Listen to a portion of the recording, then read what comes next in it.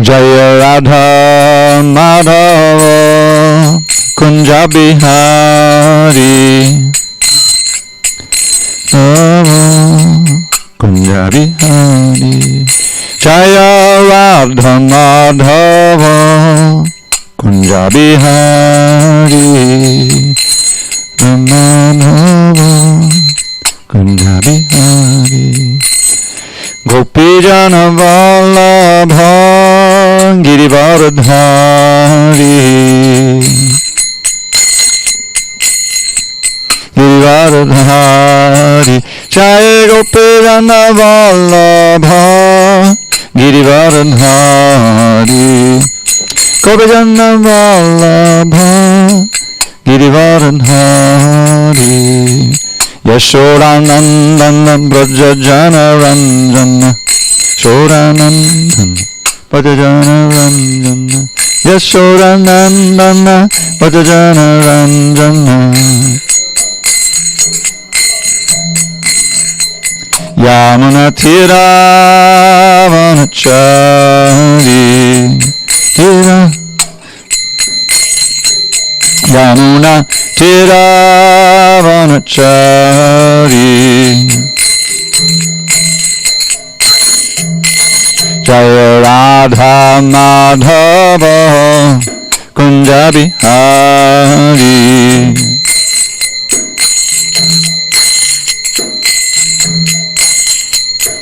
Jaya Radha Madhava Kunja Bihari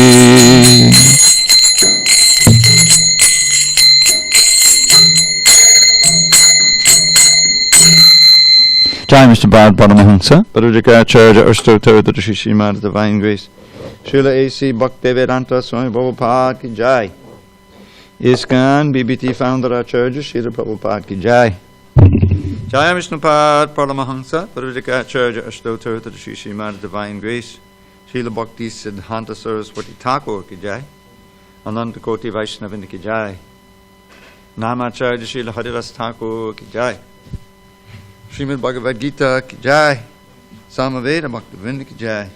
All glories to the assembled devotees. All glory to the assembled devotees. All glory to the assembled devotees. All glory to Shri Guru and Gauranga.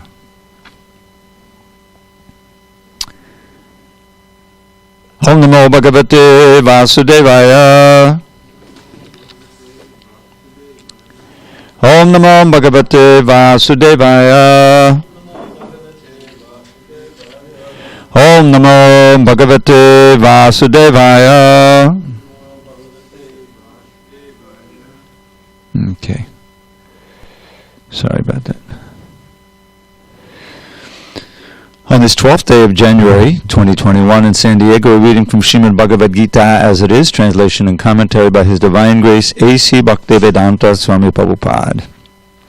And we are in chapter 6, entitled Dhyana Yoga, the Yoga of Meditation.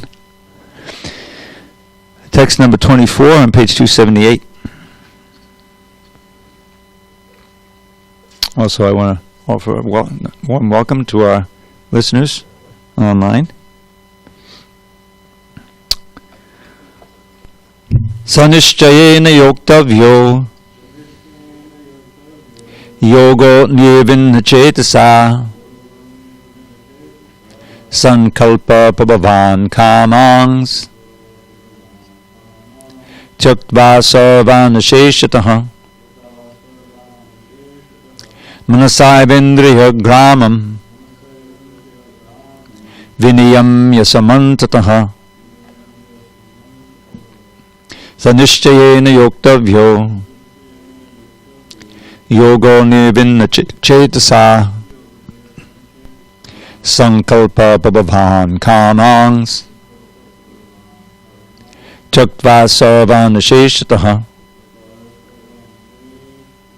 manasayavendriya gramam viniyam yasamantataha. Please chant. Sanishchayena yoktavyo yogo nirvinachetasa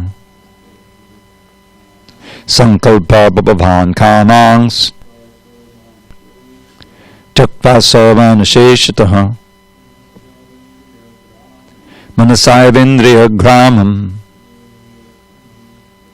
Vinayamya Samantataha Sanishchayena Yoktavyo Yogo Nirvinna Chetasa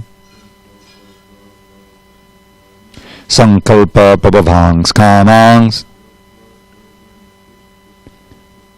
Chakva Sarvana Sheshataha Manasayavindriya Gramam Vinayamya Samantataha were the words. Saha, that nishchayena, with firm determination. Yoktavyaha, must be practiced. Yoga system. Anirvana chetasa, without deviation. Sankalpa, mental speculations. Prabhavan, born of. Kaman, material desires. Tyaktva, giving up. Sarvan, all. Sheshataha, completely. Manasa, by the mind. Eva, certainly. Indriya gramam, the full set of senses. Vinayamya, regulating. Samantataha, from all sides. Translation. One should engage oneself in the practice of yoga with determination and faith, and not be deviated from the path. One should abandon without exception all material desires born of mental speculation, and thus control all the senses on all sides by the mind. Purport. The yoga practitioner should be determined and should patiently prosecute the practice without deviation. One should be sure of success at the end and pursue this course with great perseverance, not becoming discouraged if there is any delay in the attainment of success. Success is sure for the rigid practitioner. Regarding Bhakti Yoga, Rupa Goswami says, also you say, Utsaha Nishchaya Daryat Tat Karma Pravartanat Sangatyagat Sato Vritte Shadbi Bhakti Prasidhyati. One can execute the process of Bhakti Yoga successfully with full-hearted enthusiasm, perseverance, and determination, by following the prescribed duties in the association of devotees, and by engaging completely in activities of goodness. Upadeshamrita 3.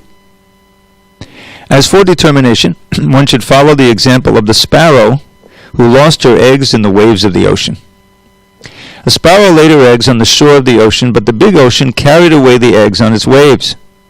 The sparrow became very upset and asked the ocean to return her eggs. The ocean did not even consider her appeal. So the sparrow decided to dry up the ocean. She began to pick out the water in her small beak, and everyone laughed at her for her impossible determination. The news of her activity spread, and at last Garuda, the gigantic bird carrier of Lord Vishnu, heard it. He became compassionate toward his small sister bird, and so he came to see the sparrow. Garuda was very pleased by the determination of the small sparrow, and he promised to help.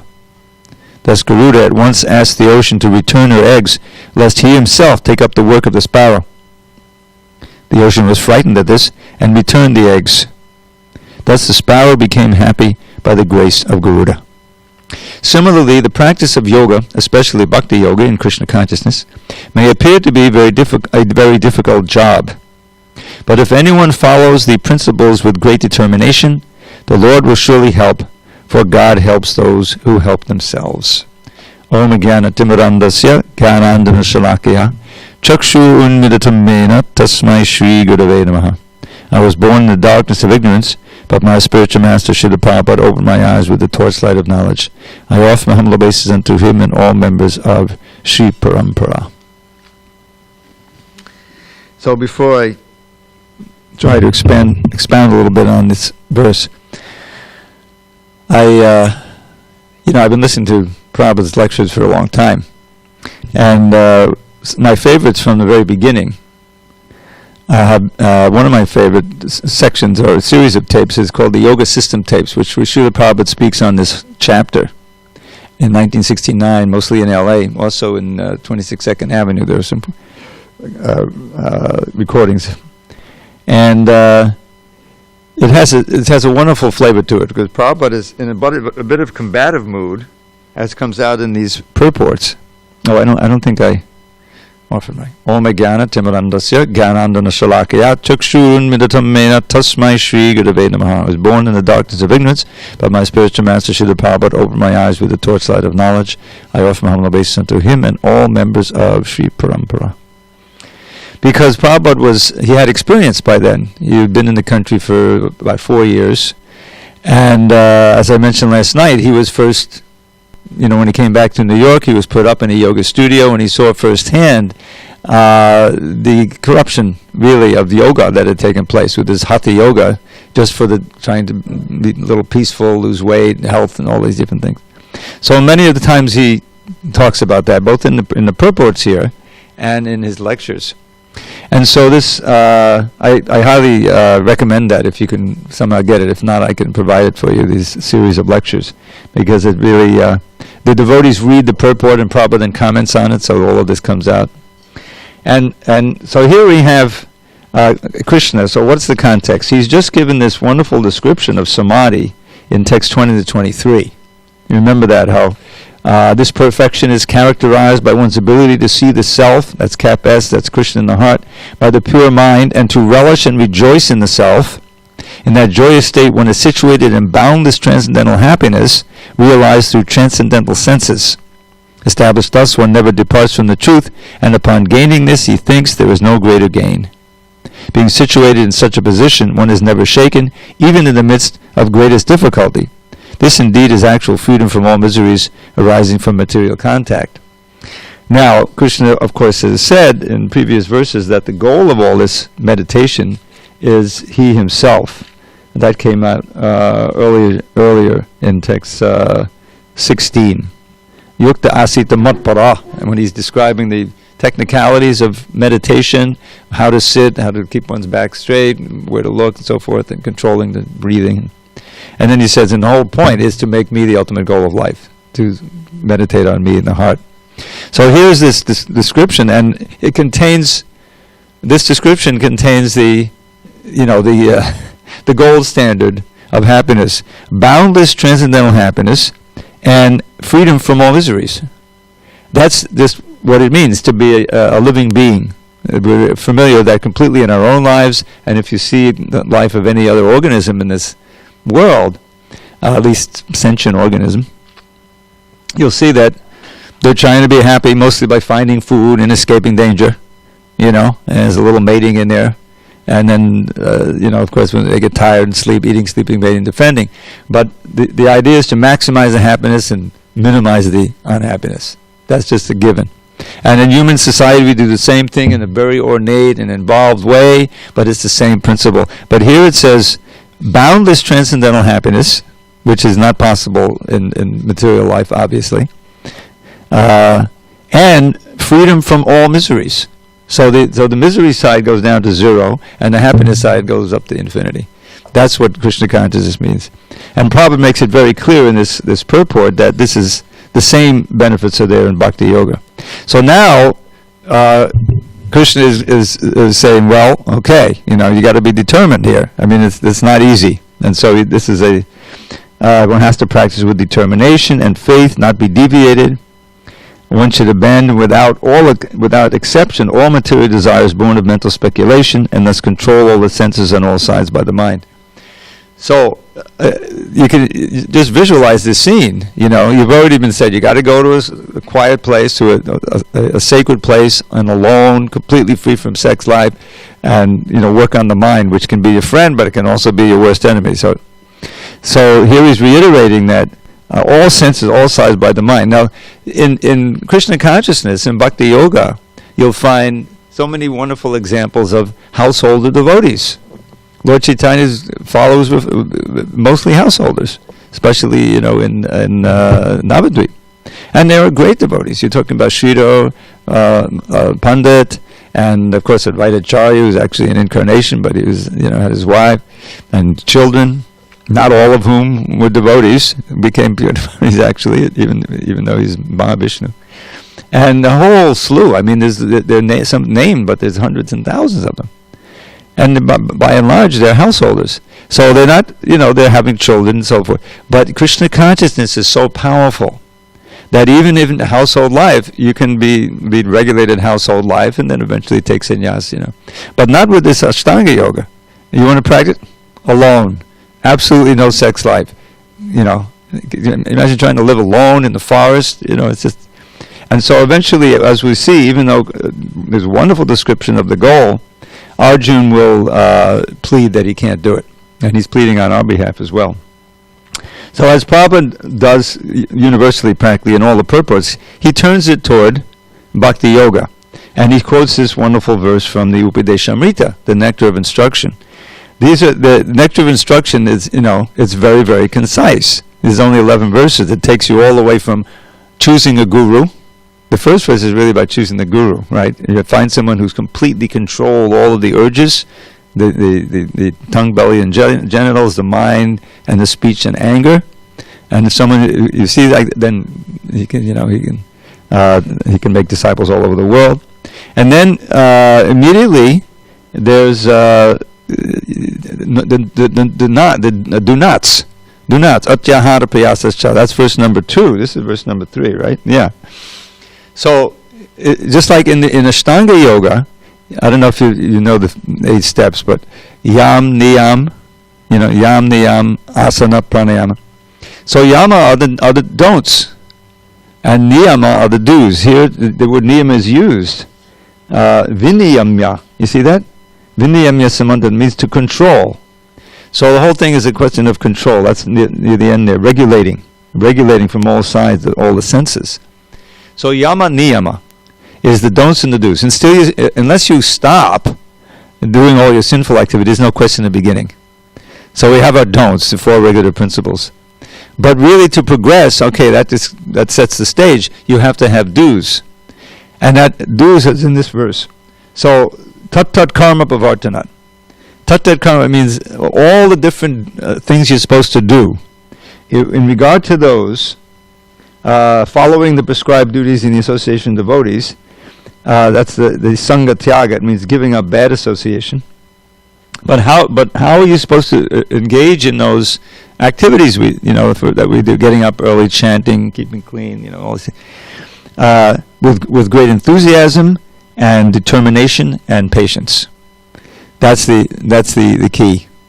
Is that if you're just going through the motions, then you're falling into what is one of the varieties of niyamagraha. That's in the previous verse. Niyamagraha has 2 sides. One is just not to follow the program, which obviously you're not going to get anywhere. And the other is to follow it, but more or less go through the motions, and really not put your heart into it.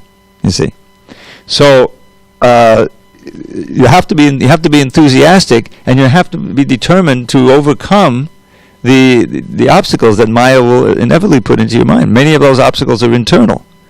But whatever obstacles they are, we have to be confident and determined that if we practice faithfully, then Krishna will bless us and we'll be able to overcome them.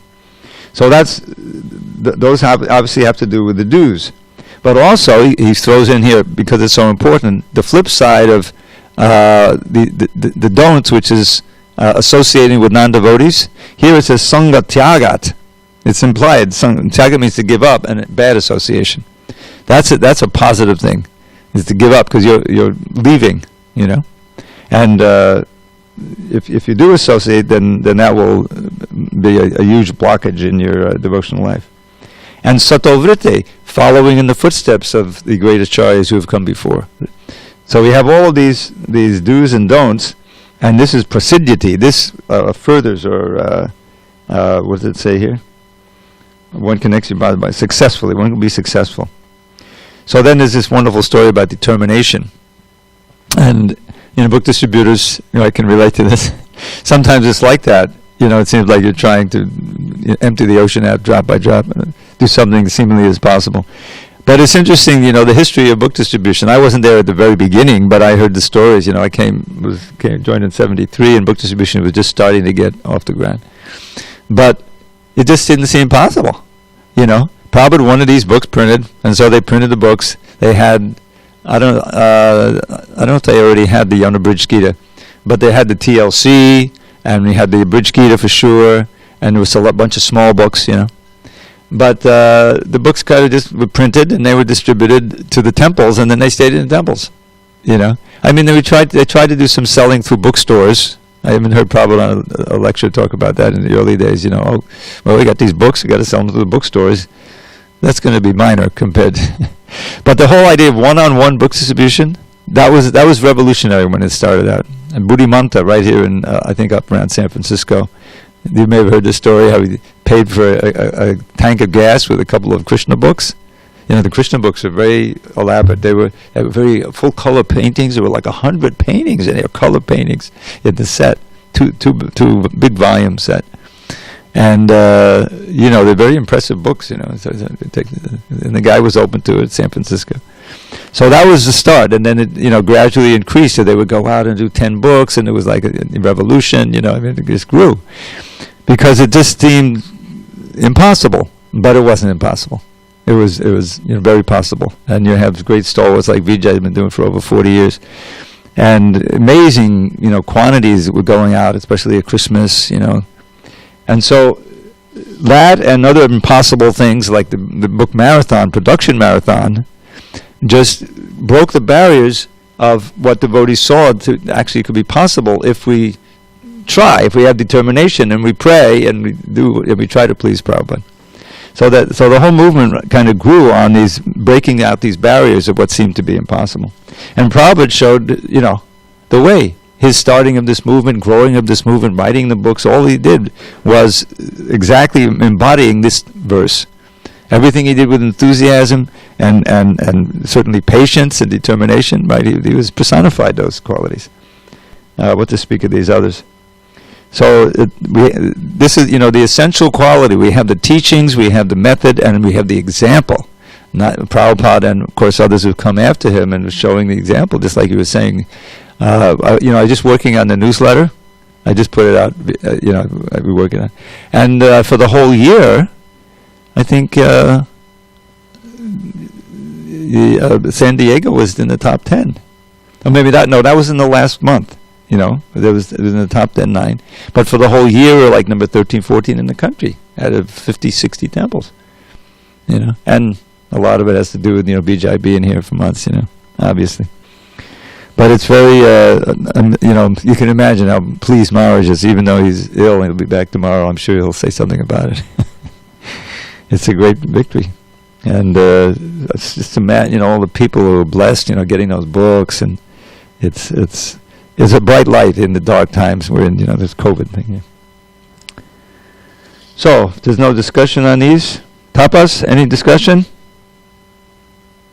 Prabhupada's famous line here, obviously he's quoting from... If anyone follow the principle with great determination, the Lord will surely help, for God helps those who help themselves.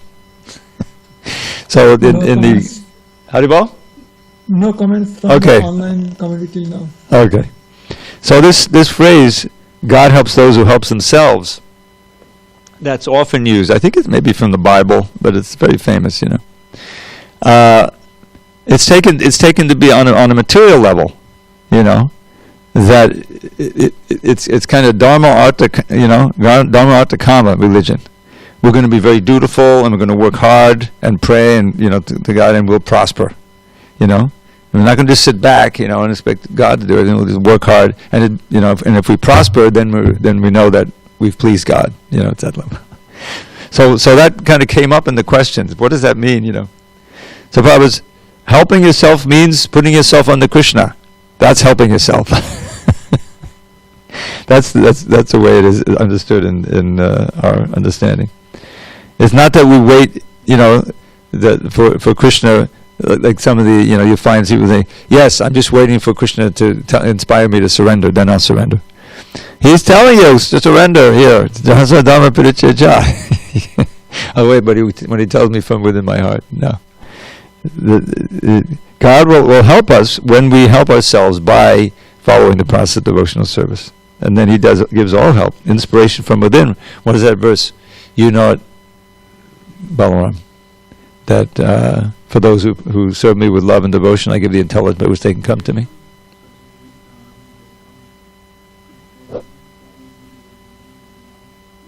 Yeah. This is one of the 4 main verses of the Bhagavad Gita. Chapter 10, 8, 9, 10, 11. This is 10. And what he's saying, Tesham Satati Yuktanam, those who are always linked to me and practicing bhakti yoga with great faith and devotion. And I think that Tesham also refers to the previous verse. They put their mind on me, and they're always, their lives are dedicated to me, they're always enlightening one another by conversing about me. So to those who are always linked to me, devoted to serving me with love, I give the intelligence by which they can come to me. So Krishna is with us eternally.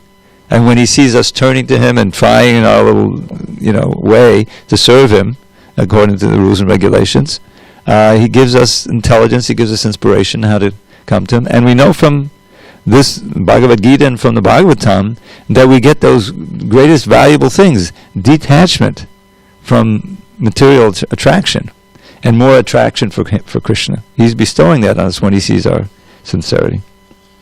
So, Krishna will continue to describe the process of sadhana yoga in dhyana yoga. Shanai Shanai Upanamed Buddhya Dhriti Guhitaya Atma Sangstam Manakritva Nakinchid Apichintayet.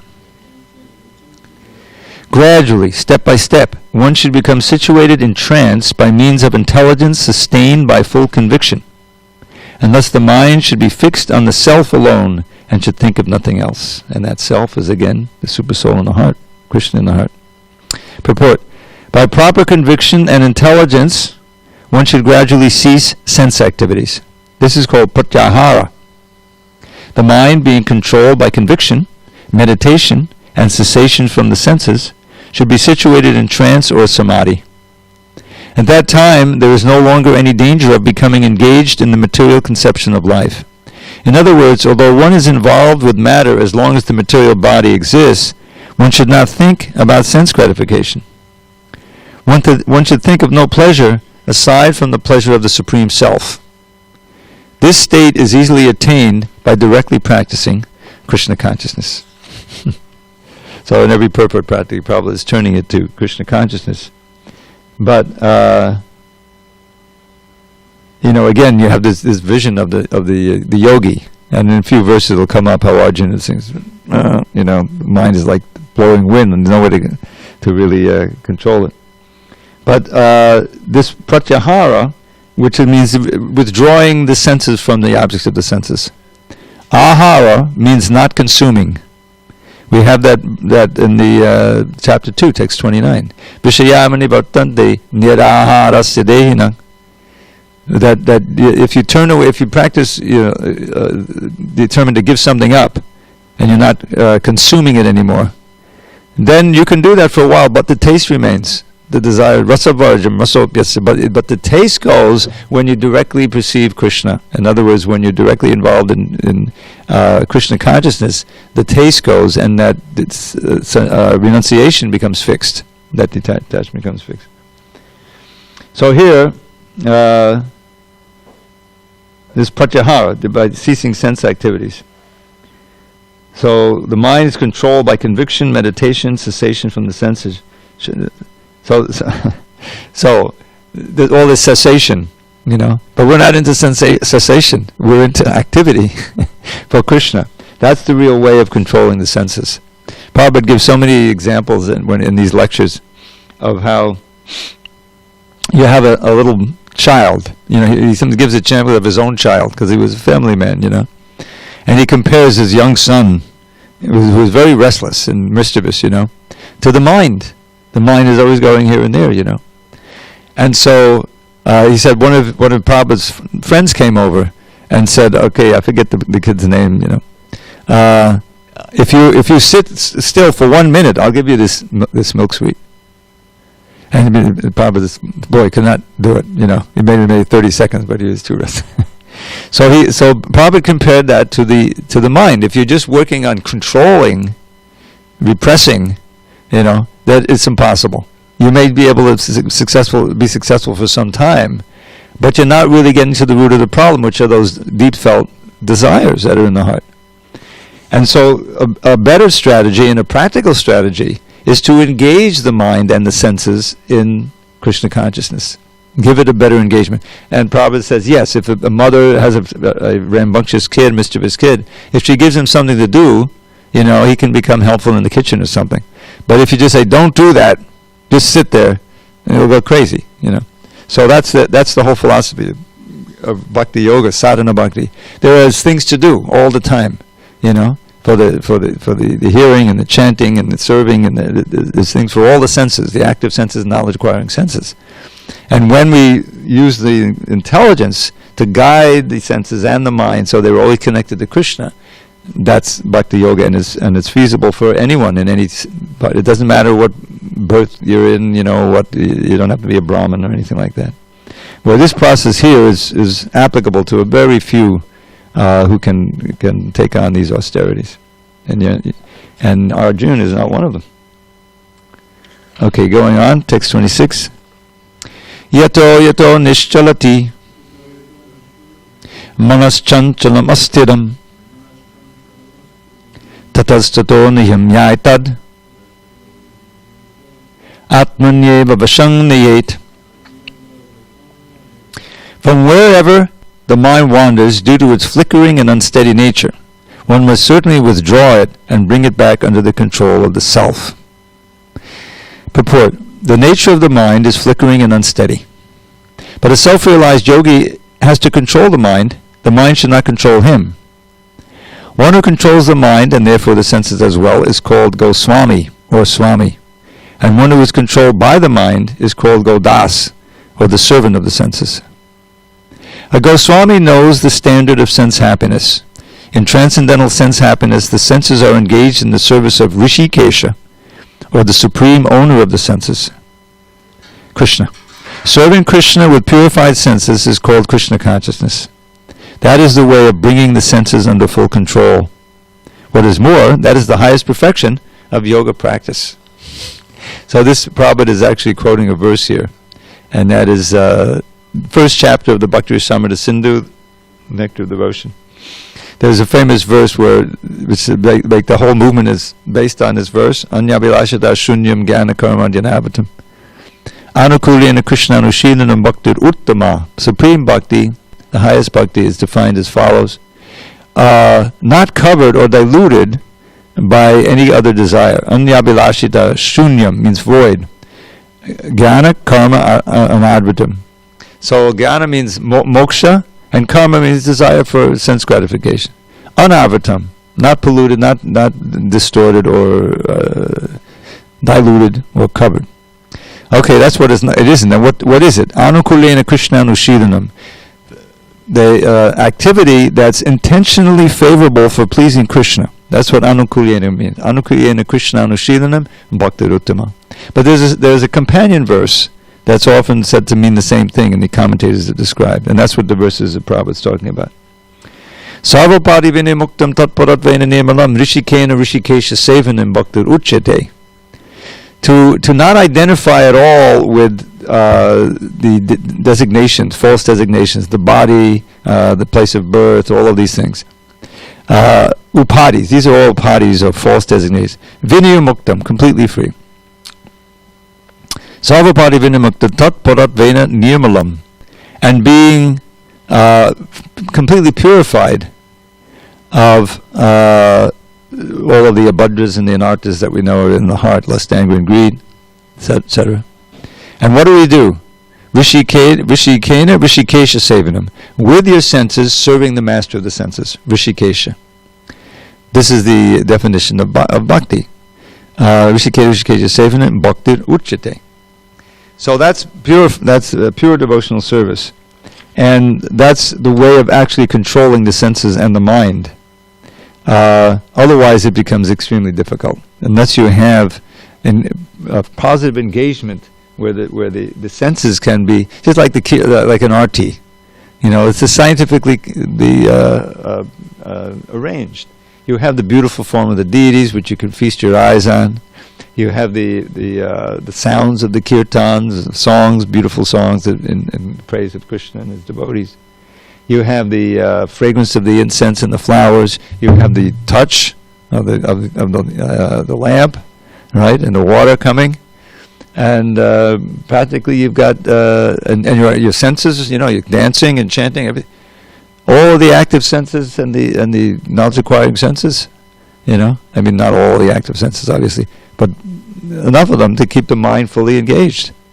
Whereas if you come into a room, it's a yoga studio, and it's just, the light is low, it may be peaceful, have a little incense, but basically the whole thing is sitting. I mean, I tried that, I did that for a while. I mean, I had mentioned my own meditation, which I think helped me become Krishna conscious. You had to pick a mantra, for meditation. And there were many mantras. We were saying Om Namo Shivaya, Om Namo Shivaya. But I read that happened that there was 25-year anniversary of the Param Gurus doing a Hare Krishna mantra in South Africa. Khanda means unbroken 24-hour kirtan. And probably in the middle of the night it was recorded. I don't, maybe not. So, and I read all these essays about the glories of Hare Krishna mantra. It wasn't at the Hare Krishna temple. It was at this yoga studio. So this must be my meditation. I'm going to meditate on that mantra. So I started chanting it. I had some job. I did go to the temple and got it, but mostly I was inspired by this thing I read. So and there was this breathing. I was really into the pranayama. I found it very helpful for my health and everything, So I said, well, why don't I just chant the mantra internally? I read how you can do that in accordance with the breath. So I invented this process, just chanting and watching the breath, which you're supposed to do. And on the in-breath, I chant Hare Krishna, Hare Krishna, Krishna, Hare. This is all in my mind. And the out-breath, Hare Rama, Hare Rama, Rama, Hare. It was very potent, even though I did it just for 15 minutes, And then I went to work. I was trying to do it. But it helped me, to get interested in Krishna. Because I saw the potency of the mantra. But I mean, you're not supposed to concoct your own form of meditation. But the funny thing is, I'll try to find it. There's a passage in one of Prabhupada's books where he talks about that. He talks about how, sitting and you can, I think he's talking about Om, that you can coordinate the chanting of Om with the breath, and this is a process of meditation. So. But the idea is that in Krishna consciousness, it's dynamic. It's dynamic meditation. Everything is involved. Your intelligence, your will, your voice. It's all engaged, and it's all in simply engaging the senses in all of the ways that Krishna has reached out to us and make himself available. Otherwise, we're helpless. We can't see or experience pure spirit through any of the senses. So he manifests through the material energy. So-called material sound is not really material. The mantra and the sight of the deities, the prasadam, all of these things that we can engage with our present senses. But because it's spiritual, it purifies our senses. And that's how Bhakti Yoga can bring us up to the state of real samadhi. Okay. No questions, no comments? We'll go on. Here's this word chanchalam, which comes up when Arjun protests that he can't follow it. Text 27. Prashantamanasam yenam yoginam sukham uttamam upaiti shanta radasam brahmabhutam kalmasham. So now again some of the benefits. The yogi whose mind is fixed on me verily attains the highest perfection of transcendental happiness. He is beyond the mode of passion. He realizes his qualitative identity with the Supreme, and thus he is freed from all reactions to past deeds. Purport. Brahmabhuta is the state of being free from material contamination and situated in the transcendental service of the Lord. Mad bhaktim lapate param. Bhagavad Gita 1854. One cannot remain in the quality of Brahman, the Absolute, until one's mind is fixed on the lotus feet of the Lord. Savaimana Krishna Padada Vandeyo. To be always engaged in the transcendental loving service of the Lord, or to remain in Krishna consciousness, is to be factually liberated from the mode of passion and all material contamination. So again, Prabhupada brings it all home to Bhakti Yoga. This word, akalmasham, means freed from all past sinful reactions. So Krishna is alternating here. First he's telling this is what you have to do practically. Wherever the mind wanders, put it back on the object of on the self. And here's what you get: this prashanta manasam. Your mind will be completely peaceful, and you'll be sukham uttamam. You'll attain the highest happiness. Shanta rajasam, the supreme peace in this Brahma Bhuta state, which is by nature full of bliss, free of all sinful reactions. And also we learn in the 18th chapter, in the Shochati and the Kankshati, no lamentation, no hankering. And but there, Krishna says, and at that state, you attain devotion to me. So we can come to that state just by practicing devotional service. Okay, text 28. Yunjanevam sadatmanam yogi vigata kalmashaha sukhena brahma sangsparsham atyantam sukhamashnute. Thus the self-controlled yogi, constantly engaged in yoga practice, becomes freed from all material contamination and achieves the highest stage of perfect happiness in transcendental loving service to the Lord. Purport: self-realization means knowing one's constitutional position in relationship to the Supreme. The individual soul is part and parcel of the Supreme, and his position is to render transcendental service to the Lord. This transcendental contact with the Supreme is called Brahma Sangsparsha.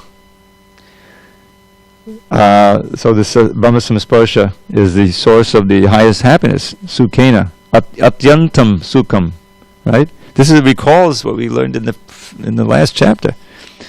Remember there were those two important verses, I think it's 21 and 22. 22, this word Samsparsha comes up, but here he's talking Samsparsha Boga. Yehi Samsparsha Boga, Dukkha Yona Yevate. When the senses, Adyantavanta Konte Yanateshu Ramate Bada.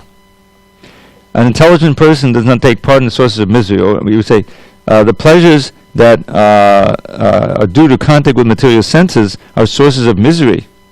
They have a beginning and end, O son of Kunti, and so the wise man does not delight in them. So here the same word is used, Sangsparsha.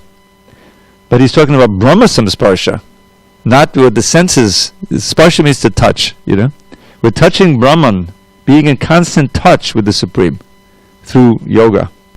You take Atyantam Sukha Mashnate, but here is Adyantavanta. Adyantavanta, this sense pleasure has a beginning and an end, but this is Atyantam, no end, endless, highest. You see? And the same practically verses there in the previous verse, text 21 in the 5th chapter. Bhayasparsheshu asaktatma Vindit yatmane yat sukham Sabrahma yoga yuktatma sukham akshayam ashnute. A liberated person is not attracted to material sense pleasures, but is always in trance, samadhi, like described, enjoying the pleasure within. In this way, the self-realized person enjoys unlimited happiness, for he concentrates on the Supreme. So it's exactly the same idea. He did this 5th chapter was kind of an introduction into the 6th. So that's the choice we have. We're so accustomed to trying to enjoy this flickering happiness, we think that that's all there is. And so inevitably we're defeated in that effort to be happy with the sense pleasure, because the senses eventually wear out, the circumstances changes, whatever going on, and it has a beginning and an end, and then we die. But if in this lifetime we can come to the point of constantly being in touch with the supreme source of happiness, with Krishna, then that happiness doesn't have to end. It doesn't end with death. And self-realization, I was reading it today in the 4th chapter of the Adi Leela, very important chapter, that self-realization really means liberation as defined in the 2nd canto. Mukti hirvanyata rupam sarupena vivastiti. To give up all of these other forms that we've been living in this very body, or through thousands and thousands of births, and to be situated in our actual swarup, our eternal form. That's the self-realization, realizing our relationship to Krishna and the form that goes with it. It may be a cowherd girl, a cowherd boy, it could be a cow. anything in Goloka Vrindavan. They're all completely conscious, so they have their individual relationships. So that's Brahma Sangsparsham. Krishna is the supreme Brahman, and constantly being in touch with him through our purified mind and senses. And then our happiness is atyantam, endless. So this is another inducement to practice yoga, but not Ashtanga yoga. You'll see. All right, text 29. Sarvabhutastam atmanam sarvabhutani chatmani ikshate yoga yuktatma sarvatra samadarshanaha. A true yogi observes me in all beings and also sees every being in me. Indeed, the self-realized person sees me, the same Supreme Lord, everywhere. Purport. A Krishna-conscious yogi is the perfect seer because he sees Krishna, the Supreme, situated in everyone's heart as the Super Soul or Paramatma. Ishvara sarvabhutanam videsha dhanatishthati. The Lord in his Paramatma feature is situated within both the heart of the dog and that of a Brahman. The perfect yogi knows that the Lord is eternally transcendental and is not materially affected by his presence in either a dog or a Brahman. That is the supreme neutrality of the Lord. The individual soul is also situated in the individual heart, but he is not present in all hearts. That is the distinction between the individual soul and the super soul. One who is not factually in the practice of yoga cannot see so clearly. A Krishna-conscious person can see Krishna in the heart of both the believer and the non-believer.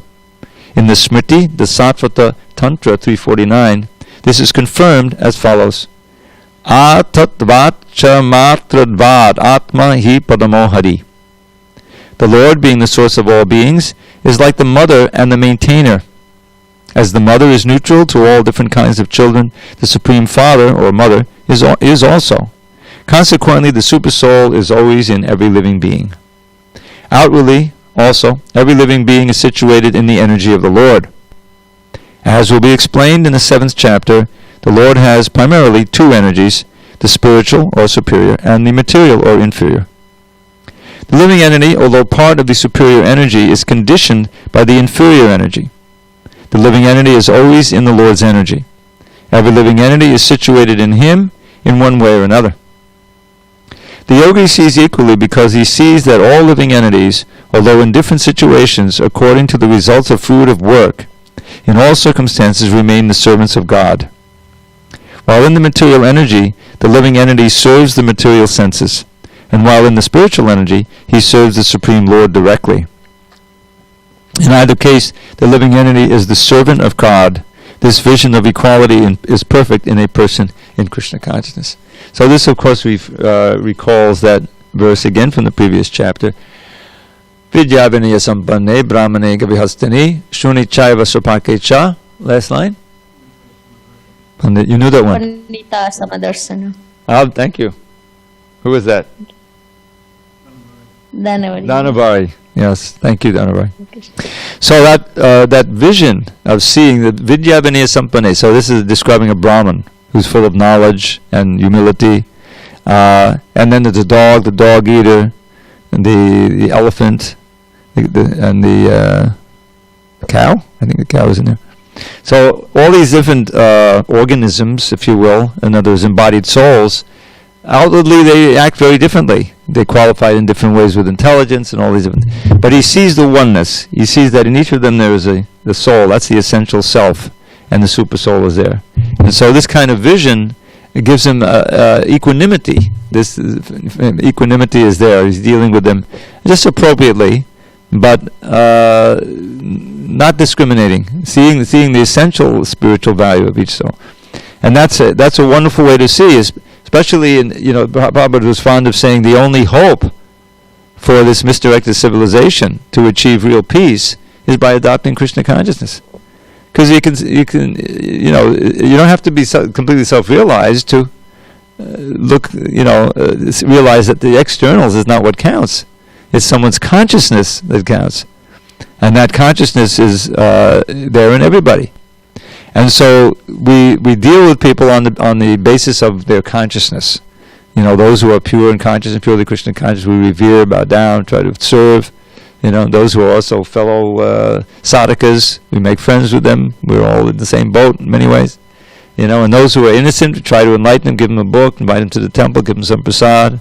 Those who are envious, you try to avoid them so you don't spoil your consciousness. So this is the Madhyama Adhikari. This is the state. But that vision that these souls are everywhere, and wherever you see some living thing, there's a soul there. I like to take this walk up Dawes. Sometimes I go up Everett. And there's one block where there's all this old growth. These trees that have been there for much longer than the others. They're really big, and they've been trimmed down and so on. But somehow or other, I just, my heart goes out to these trees. They've been trapped in there for a long time, so I try to chant a little louder. Sometimes I touch them, because it's just, and you realize, this soul, whatever they become trapped in this body, and then for so many years, they're just in this very low state of consciousness. And we've been there. It should help us realize how fortunate we are to be human beings, and human beings who are interested in Krishna consciousness, trying to practice and trying to make some progress. And so, maintaining that vision also helps us to, realize that as many souls as we can reach and give Krishna consciousness is really our duty and our responsibility. So this is the way you see it. Hi, Bo. After, maybe I'll ask question after you are done, Prabhu. Hare Krishna. Okay, I'll leave. All right, now's the time, because actually... Okay, thank you, Hare Krishna. So I have two questions. First of all, please accept my most humble obeisances. Jai Srila Prabhupada. Jai Prabhupada. Very nice class. Thank you. One is, since we are talking about mind, when we are chanting, if our mind wanders, is it okay to just, in our eyes, like with our closed eyes, we can think about Krishna's form and then chant, or look at the picture? What is the best way? Mind wanders and think about something else. Yeah, that's a good way to picture. You can also look at the mantra. Read the mantra. That's one of the reasons we have the mantra, prominently placed in the temple. You've seen the signs we have front and back. We don't, really recommend this, but there's a way that in India, this thing of Likita Japa. Have you ever seen that? Writing? You write the mantra. It's not something we're going to chant out 16 rounds like that. But you can imagine how much that fixes the mind when you write, you're definitely thinking Hare Krishna. But definitely look at a picture. If the deities are open, you can chant in front of the deities, of course. But that, whatever helps to fix the mind on Krishna, that can be employed. Thank you. I mean, now, I have so many, if you want, I have so many photographs of the deities from around the world. You can put it on your iPad or some other device, and have a slideshow while you're chanting. It helps. Oh, nice. Thank you. I'll think about it and see how I can do it. I have altar at home, and when I chant, I look at it and... yeah, that helps. Yeah. Thank you. The other question I have is, when you said that Slok Pandita Samadarsana Vidya Vinay Sampane Slok. Yeah. So, for me, I cannot see everybody equally. I'm not at that stage. I see that there is a soul and I respect and everything, but sometimes it's hard to see everybody. I know, even though they are meat eater or whatever, I have compassion for those and I give books and everything. But sometimes I differentiate, even I should and I'm not supposed to, but is it right way of how do we look at them, everybody, and equally like by studying the books and like Bhagavad Gita and discussing them, gradually you'll try to see through the eyes of the Shastra. The next verse, which I'm not going to do tonight, we'll do it tomorrow. Yomam Pashati Sarvada Sarvajam. This is one of the favorite verses of devotees, because there's a little rhyme It's a little. For one who sees me everywhere and sees everything in me, I am never lost, nor is he ever lost to me. It's practically a little poem, you know. And so, you know, seeing the soul, everyone has a soul, and also Krishna in everyone's heart. You know, and yet that can only be there when we're, you know, we're carrying this knowledge with us, and we're living it. Then we can apply it. When we get into the sense gratification mood, immediately it's differentiated. Well, what furthers my sense gratification? But when we're in fully Krishna conscious mood, we can see, we can relate to everyone differently. And it helps, as you say, if you have some books with you can actually approach people, or tell them something about Krishna. That's the key to try to maintain that vision. But admittedly, it's hard because we're surrounded by the modes of nature, and it's always like drawing us. But that's it comes from training, from saturating yourselves with the books and the philosophy, and trying to stay in the mode of goodness. It'll help to attain that vision. Okay, we have to prepare for Aarti. Hari Bol, Dhanavad. Everybody. Hari Krishna. Glory to Prabhupada. Okay, so tomorrow, text 30.